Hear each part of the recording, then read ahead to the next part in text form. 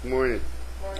One thing I usually like to do in my 4th of July messages is to remind us that this holiday is so much more than hot dogs, cookouts, swimming, and fireworks. The 4th of July is about a country founded, rooted, and established on Christian principles. In keeping with the tradition, I'd like to remind us of some of the words our founding fathers said in this regard. It cannot be emphasized too strongly or too often that this great nation was founded not by religious, but by Christians. Not on religion, but on the gospel of Jesus Christ. Patrick Henry.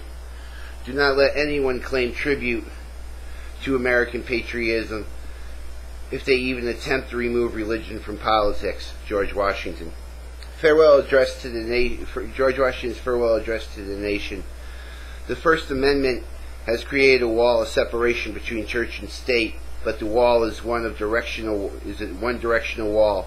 It keeps the government from running the church, but it makes sure that Christian principles will always stay in government. President Thomas Jefferson, in an address to Danbury Baptists. We have no government armed with power capable of contending with human passions unbridled by morality and religion. Our Constitution was made for a moral and religious people. It is wholly inadequate to the government of any other. John Adams.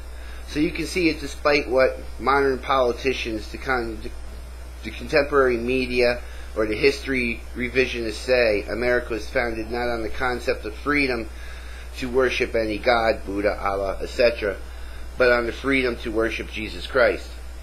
Okay, now that I've taken care of my 4th of July tradition,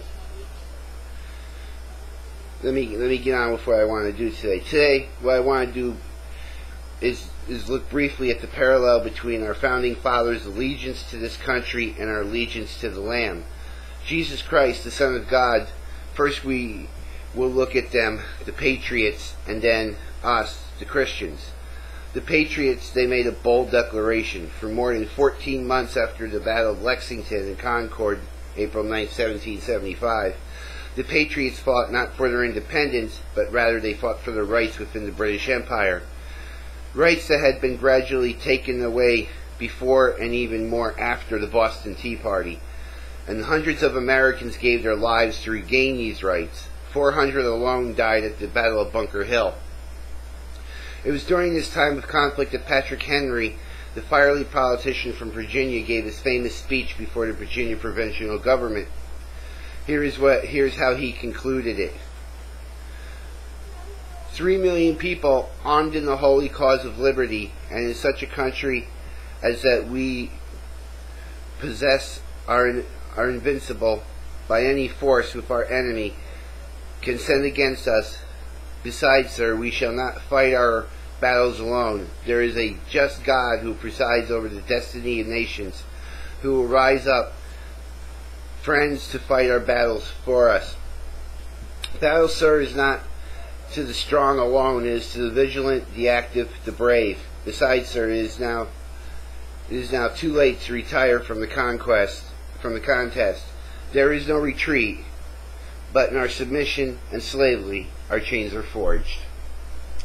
And that's our little July 4th message for today. And now, in between the thunderclaps, Pastor Jessica.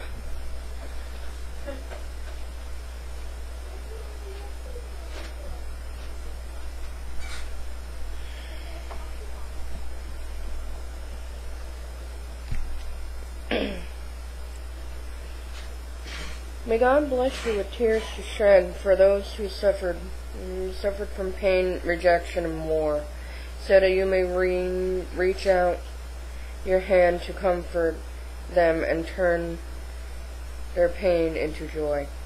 May God bless you with anger for injustice, oppression, exploitation of people, so that you may work for justice, freedom, and peace. May God bless you to believe that you can make a difference in the world, so that you can do what others claim you cannot. Amen.